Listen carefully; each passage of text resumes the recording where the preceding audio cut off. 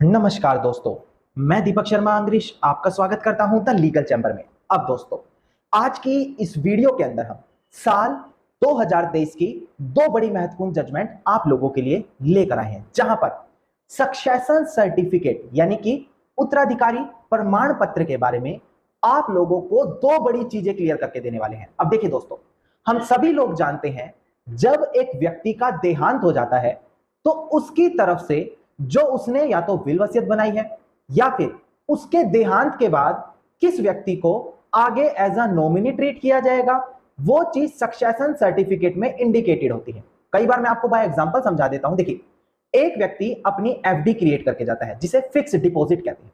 कई सिचुएशन में यह होता है कि वह अपना नॉमिनी नहीं बनाता उसमें, तो ऐसी सिचुएशन में जब आप उस बैंक अमाउंट को बाहर निकालने के लिए जाते हैं, डिपॉजिट करने के लिए जाते हैं, तो ऐसी सिचुएशन में आपसे यहां पर सक्सेशन सर्टिफिकेट की डिमांड की जाती है।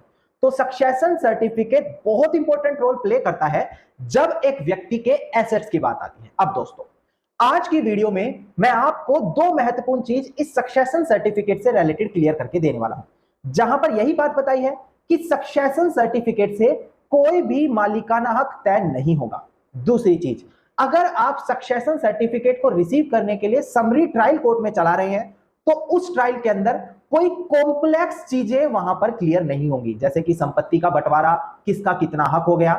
ये सारी चीज मैं आज के वीडियो में आगे आपको क्लियर करके देने वाला हूं। अब दोस्तों, अगर आप लोगों को हमारी ये वीडियो अच्छी लगती है, आप लोगों को हमारी तरफ से किए गए एफर्ट्स अच्छे लगते हैं, तो मेरा आप लोगों से अनुरोध है वीडियो को आप लाइक करें और अपना वैल्यूएबल कमेंट सेक्शन में जरूर लिखें। तो चलिए दोस्तों, अब आज की इस वीडियो को हम ज्यादा लंबा ना करते हुए आज की इस वीडियो को स्टार्ट करते हैं।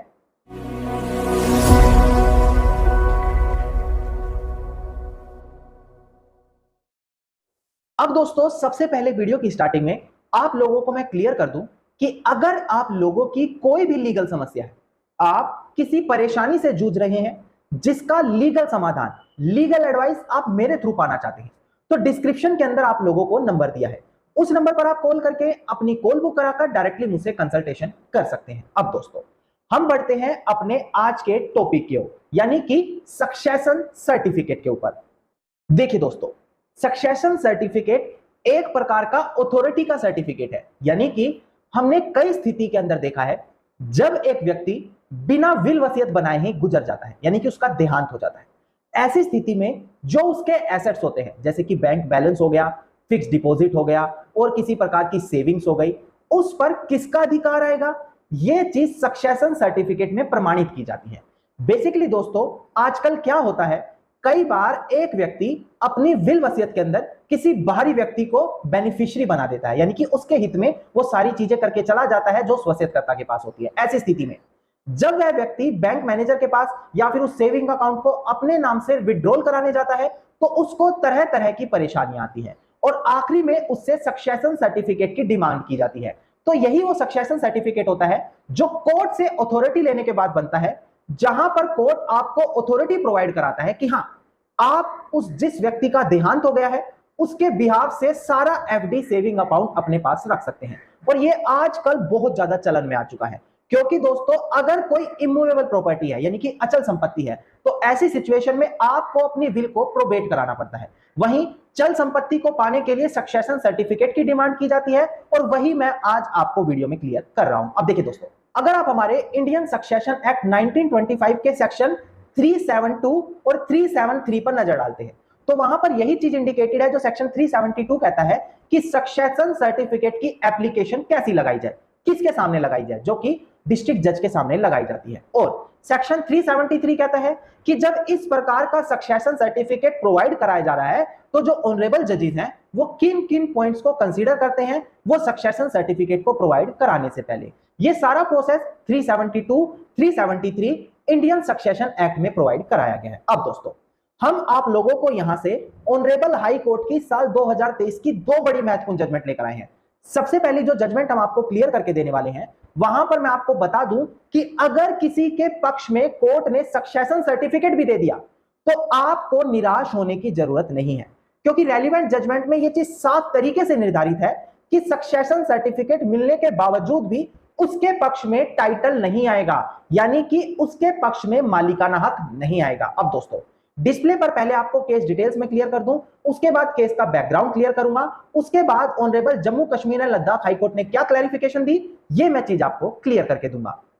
अब डिस्प्ले पर देखिएगा दोस्तों, केस टाइटल आपको क्लियरली दिखाई दे रहा होगा। देखिएगा केस टाइटल है शेख मोहम्मद अमीन एंड अनदर, जो प्रेजेंट केस में पिटिशनर है, वर्सेस यसीर फारूक एंड अदर्स। और ये जो जजमेंट प्रोनाउंस की गई है 7 अप्रैल साल 2023 को पास की गई है। अब दोस्तों इसका आरएफए नंबर भी देखिए 57 ऑफ 2022 और honourable Jammu Kashmir and Ladakh high court की जजमेंट है। अब केस के फैक्ट्स एंड बैकग्राउंड में आपको क्लियर कर दूं, उसके बाद जो ऑनरेबल हाईकोर्ट की क्लैरिफिकेशन थी, जो ऑब्जर्वेशन थी, वह आपको क्लियर करके दिए जाएंगे।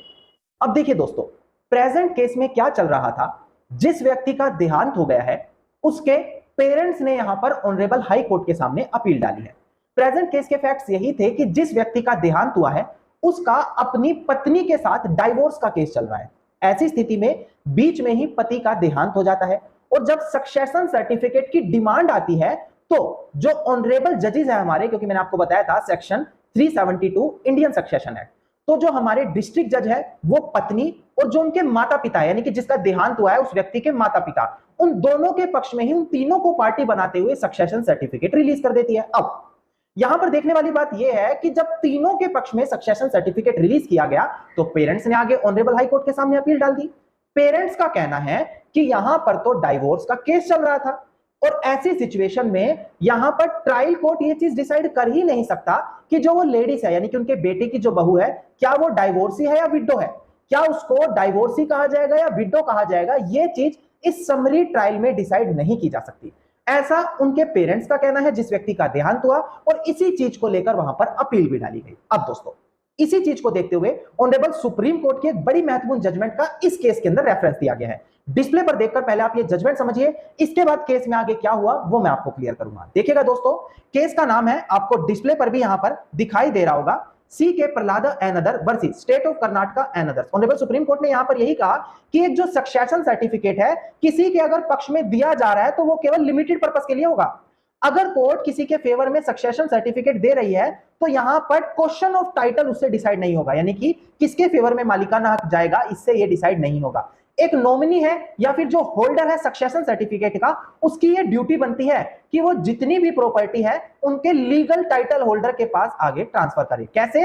Bye obtaining a certificate alone a person does not become the owner of property, यानी कि एक व्यक्ति सक्सेशन सर्टिफिकेट अकेला अपने नाम पर लेने से उसका मालिक नहीं बनेगा। यह चीज ऑनरेबल सुप्रीम कोर्ट ने साफ तरीके से इस रेलिवेंट जजमेंट में निर्धारित कर दी। अब दोस्तों यही चीज जब ऑनरेबल हाई कोर्ट वहां पर डील करते हैं तो उन्होंने साफ चीज क्लियर की कि अगर हम इंडियन सक्सेशन एक्ट सेक्शन 387 पर देखते हैं तो वहां पर यह चीज साफ निर्धारित है कि अगर कोई पार्टी संतुष्ट नहीं है तो वो सिविल कोर्ट में आगे केस कर सकती है, वो आगे केस फाइल कर सकती है, इसमें कोई भी रुकावट कोई पैदा नहीं कर सकता। और अब प्रेजेंट केस में जो उनकी वाइफ थी, जिस व्यक्ति का देहांत हुआ, उसको चाहे डाइवोर्सी कह दें, उसको चाहे विडो कह दें, इससे उसके पक्ष में टाइटल ओनरशिप नहीं आ जाती। यह चीज अलग टाइटल सूट में निर्धारित की जाएगी। तो दोस्तों प्रेजेंट केस में आपको इतनी चीज समझनी है कि अगर किसी के पक्ष में सक्सेशन सर्टिफिकेट आ गया है तो इसके बावजूद उसको ओनर नहीं माना जाएगा। और अगर आप इस चीज को लेकर निराश हैं कि आपके फेवर में सक्सेशन सर्टिफिकेट नहीं आया तो 387 इंडियन सक्सेशन एक्ट के तहत आप जाकर सिविल कोर्ट में केस कर सकते हैं और अपने आप को एक लीगल हेयर निर्धारित कराते हुए वो सारी चीज अपने फेवर में करा सकते हैं जो सामने वाला इंसान सक्सेशन सर्टिफिकेट लेकर अपने पक्ष में करने की कोशिश कर रहा है। अब दोस्तों ये जजमेंट आ गई हमारी अलग। अब एक और साल 2023 की जजमेंट मैं आपको क्लियर कर दूं, ये भी बड़ी महत्वपूर्ण जजमेंट है दोस्तों।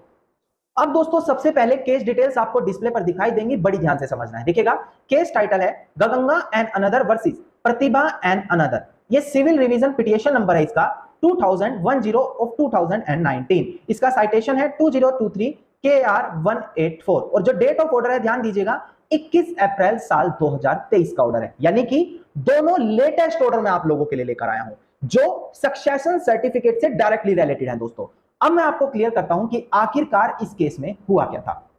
अब दोस्तों इस प्रेजेंट केस के अंदर भी जो डिकीज्ड है उसकी वाइफ और उनका बेटा एक तरफ खड़ा होकर सक्सेशन सर्टिफिकेट लेना चाह रहा है, जबकि दूसरी तरफ उस डिकीज की माता पिता खड़े होकर सक्सेशन सर्टिफिकेट अपने फेवर में कराना चाह रहे हैं। और प्रेजेंट सिनेरियो में भी सक्सेशन सर्टिफिकेट अपने फेवर में लिया जाने की पूरी कोशिश की जा रही है। यहां पर यह चीज साफ साफ ऑनरेबल कर्नाटका हाईकोर्ट ने क्लैरिफाई कर दी है कि अगर कोई यहां पर बड़े क्वेश्चंस हैं, जैसे कि टाइटल का हो गया, सक्सेशन सर्टिफिकेट के अंदर किसी प्रकार के प्रॉपर्टी का डिस्ट्रीब्यूशन कहा गया, वो चीज सक्सेशन सर्टिफिकेट के अंदर डिसाइड नहीं होगी, क्योंकि सक्सेशन सर्टिफिकेट पास करते समय कोई भी इंट्रिकेट और substantial question of fact and law उस प्रोसेस में डिवाइड नहीं होता, क्योंकि वो केवल एक समरी नेचर की ट्राइब है। अगर इस तरीके से कोई अलग प्रोसेस केस फॉलो करना है तो सेक्शन 387 इंडियन सक्सेशन एक्ट कहता ही है कि आप उसके लिए केस फाइल कर सकते हैं। अब दोस्तों, प्रेजेंट सिनेरियो में भी यही हुआ कि जो उनकी वाइफ थी और बेटा था, उनके फेवर में सक्सेशन सर्टिफिकेट दे दिया गया, और यहां पर जो डिकीज्ड है, यानी कि जिसका देहांत हो गया है, उसकी ड्यूटी पर किसका हक आएगा, यानी कि जो उसने सर्विस की है, उसकी सर्विस पेंडिंग है, उस पर किसका राइट होगा, इस चीज को लेकर यहां पर क्वेश्चन बन रहा था। उसका जो पीएफ अमाउंट सेव था, उस पर किसका राइट होगा, वो चीज यहां पर सक्सेशन सर्टिफिकेट में डिमांड की गई थी। तो यहां पर ऑनरेबल हाई कोर्ट ने यही कहा कि इस तरीके की डिस्ट्रीब्यूशन या कोई substantial question of fact and law यहां पर डिसाइड नहीं होगा। उसके लिए आपको अलग से या तो डिक्लेरेशन सूट डालना पड़ेगा, या अलग कोई प्रॉपर्टी है आपके फेवर में, विल वसीयत है, तो आप पार्टीशन सूट में जा सकते हैं या उसको प्रोबेट कराने के लिए जा सकते हैं। अब दोस्तों, आपको रेलिवेंट केवल इतना समझना है कि सक्सेशन सर्टिफिकेट एक प्रकार की आइडेंटिटी है, जो एक लीगल ईयर को या किसी थर्ड पर्सन को अगर अथॉरिटी दी गई है तो उसकी आइडेंटिफाई करती है कि हां ये लीगल पर्सन है, इसको आइडेंटिटी दे देनी चाहिए। पर सक्सेशन सर्टिफिकेट में किसी का टाइटल निर्धारित नहीं होता। अगर आप लोगों को विल को लेकर कोई आशंका है, आप लोगों को किसी और अथॉरिटी को लेकर आशंका है, तो उसके लिए आप सेक्शन 387 इंडियन सक्सेशन एक्ट के हिसाब से आगे जाकर अपना केस फाइल कर सकते हैं। धन्यवाद दोस्तों, उम्मीद करता हूं वीडियो के अंदर मिली जानकारी आप सभी लोगों के लिए बेहद ज्यादा लाभदायक साबित होगी। वीडियो के अंदर अगर मिली जानकारी आप सभी लोगों को अच्छी लगी तो वीडियो को आप लाइक, शेयर और कमेंट जरूर कीजिए। वीडियो से जुड़ा अगर आप लोगों का कोई भी क्वेश्चन है तो आप कमेंट सेक्शन में मुझे लिख सकते हैं। इसके अलावा अगर आप इसी प्रकार की इंफॉर्मेटिव वीडियोस रोजाना पाना चाहते हैं तो चैनल को सब्सक्राइब करते हुए नोटिफिकेशन बेल आइकन जरूर दबा दें।